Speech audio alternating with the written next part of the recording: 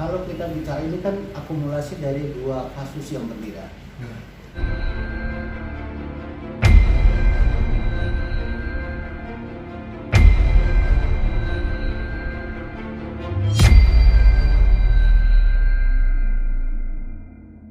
Kasus pertama itu di Pengadilan Jakarta Utara itu divonis di Pengadilan Negeri 3 tahun, kemudian banding divonis di Pengadilan Tinggi 5 tahun. Per tanggal 15 Agustus 2016 itu putusan Pengadilan Jakarta Utara.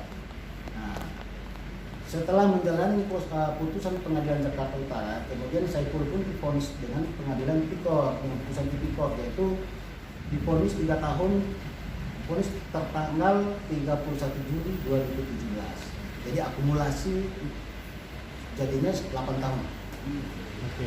5 tahun kasus pertama, 3 tahun kasus yang kedua, jadi akumulasinya 8 tahun. Sampai saat ini udah berapa lama menjalani proses? Kalau kita bicara menjalani proses hukuman di dalam lapas itu dihitung mulai tanggal ditetapkannya sebagai tersangka menjalani masa tahanan, yaitu tanggal 19 Februari 2016. Jadi per tanggal 19 Februari 2021 kemarin itu genap Saiful Jamil menjalani masa hukuman 5 tahun di dalam lapas. Berarti ada bisa melakukan asimilasi kan? Kalau kita bicara asimilasi terus remisi itu diatur di dalam undang-undang tentang pemasyarakatan, kemudian dijalankan dengan peraturan pemerintah nomor 99 tahun 2012 tentang syarat dan tata cara pelaksanaan hak bagi narapidana. Kemudian dijalankan dengan Permen Kumham nomor 3 tahun 2018 tentang syarat dan tata cara pemberian remisi, asimilasi, cuti menjelang bebas, pembebasan bersyarat dan lain sebagainya. Itulah diatur semua di dalam peraturan pemerintah, Permen Kumham, termasuk undang-undang. Jadi narapidana selama menjalani masa hukuman mempunyai hak yang sudah diatur oleh undang-undang, ya. Peraturan mengatur diberikan hak untuk remisi. Berarti ada langkah untuk melakukan hal itu, Pak? Kalau kita bicara remisi itu otomatis. Remisi itu syaratnya adalah ketika narapidana berkelakuan baik di dalam.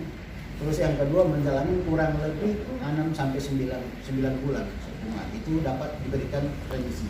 Nah, maksudnya. Tapi kalau untuk Saiful Jamil sendiri itu sudah mendapatkan remisi itu belum? Kalau kita bicara jumlah remisi yang sudah diberikan oleh pemerintah dalam hal ini melalui Dirjen Kumham sampai lapas, itu remisi sampai dengan 2020 itu total remisinya adalah 22 bulan kurang lebih sampai 15 hari remisi yang sudah didapat Saiful Jamil. Jika nanti PK sudah dikabulkan, apakah akan lepas lagi Baik, jadi kalau ini kan ada dua macam nih, ada administrasi hukum yaitu yang urusan di lapas, sama upaya hukum. Inilah yang kita sekarang jalani, yang upaya hukum, itulah yang namanya upaya hukum luar biasa. Nah, ketika upaya hukum luar biasa ini dikabulkan, maka masa hukuman yang 3 tahun ini akan diperhitungkan untuk pemotongan masa hukuman yang sudah dijalani oleh Saiful Jamil. Andai kan tidak dikabulkan, maka yang proses hukum administrasi yang kita jalankan yaitu melakukan follow up terhadap upaya administrasi, yaitu pembebasan bersyarat yang sudah pernah diajukan ke pihak lapas, Dirjen Kumham, Kanwil. Itulah yang akan kita follow up. Tapi SKPD katanya sempat ditahan atau gimana? Nah, kalau kita bicara remisi untuk narapidana, khususnya Bang Saiful Jamil, di sini kan narapidana atau warga binaan pemasyarakatan harus menjalani hukuman kurang dari 2/3. Itu kemudian akan diberikan, bisa diajukan permohonan namanya pembebasan bersyarat.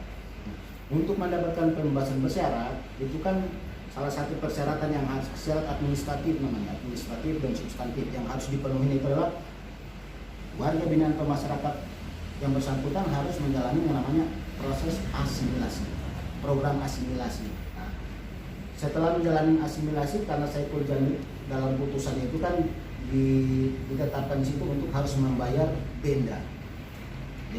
Nah, itu yang harus dijalani oleh Saiful Jamil. Nah, mengenai pembayaran denda terus masa 2/3 sudah dilengkapi semua oleh Saiful Jamil, baik secara administratif maupun substantif.